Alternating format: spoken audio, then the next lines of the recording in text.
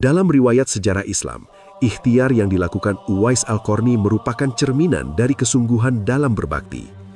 Uwais Al-Qarni memahami bahwa doa saja tidak cukup tanpa dibarengi dengan usaha yang nyata. Allah memerintahkan hambanya untuk berusaha semaksimal mungkin sesuai kemampuan. Hal ini selaras dengan prinsip umum dalam agama bahwa Allah tidak membebani seseorang melainkan sesuai dengan kesanggupannya. Namun manusia diwajibkan untuk menyiapkan kekuatan terbaiknya. Latihan yang konsisten tersebut mengubah fisik Uwais Al-Qarni menjadi lebih kuat dan tangguh. Otot-otot Uwais Al-Qarni telah terbiasa menahan beban yang berat dalam waktu lama.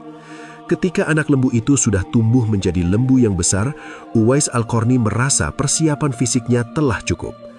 Ejekan tetangga tidak lagi terdengar sebagai gangguan, melainkan hanya suara latar dalam perjalanan pengabdian Uwais Al-Qarni.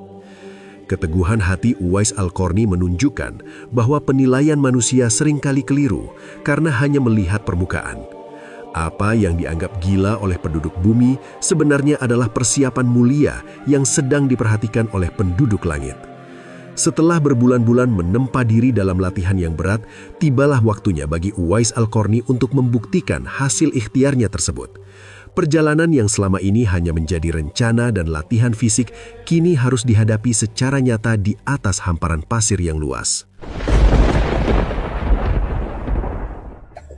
Musim haji akhirnya tiba. Uwais Al-Qarni memulai perjalanan dari Yaman menuju Mekah dengan membawa serta ibunda tercinta.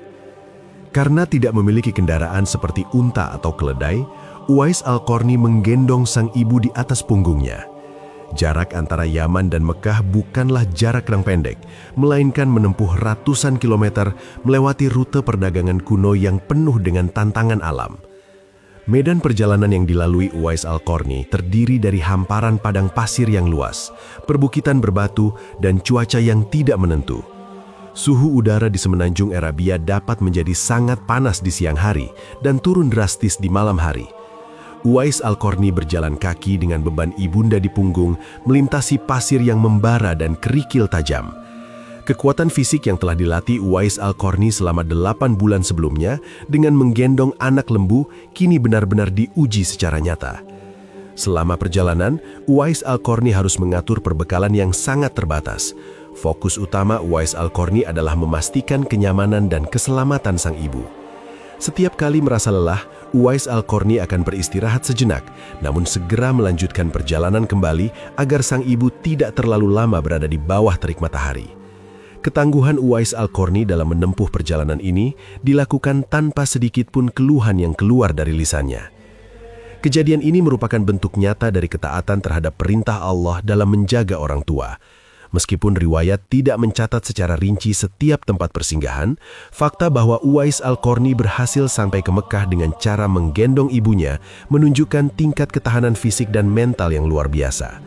Secara logis, perjalanan ini membutuhkan waktu berminggu-minggu, bahkan bulanan bagi seorang pejalan kaki dengan beban tambahan di punggungnya.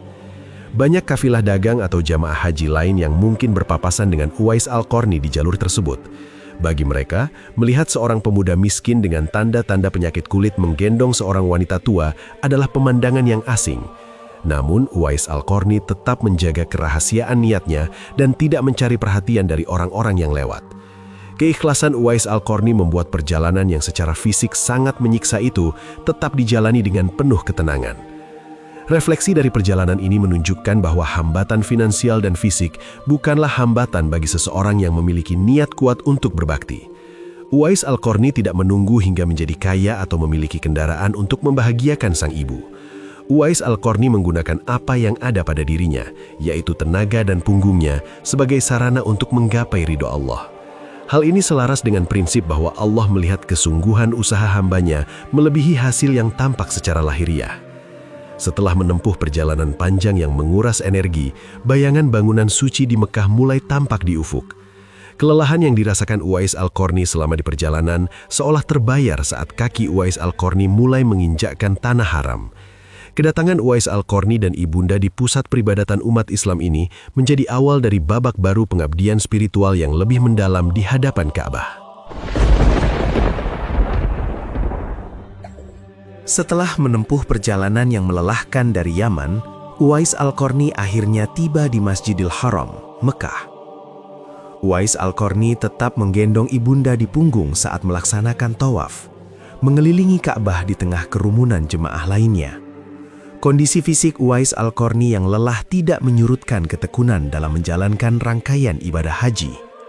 Di tempat suci ini, fokus Uwais Al-Qarni sepenuhnya tercurah pada ibadah dan permohonan kepada Allah. Saat melakukan tawaf, Uwais Al-Qarni memanjatkan doa yang sangat spesifik.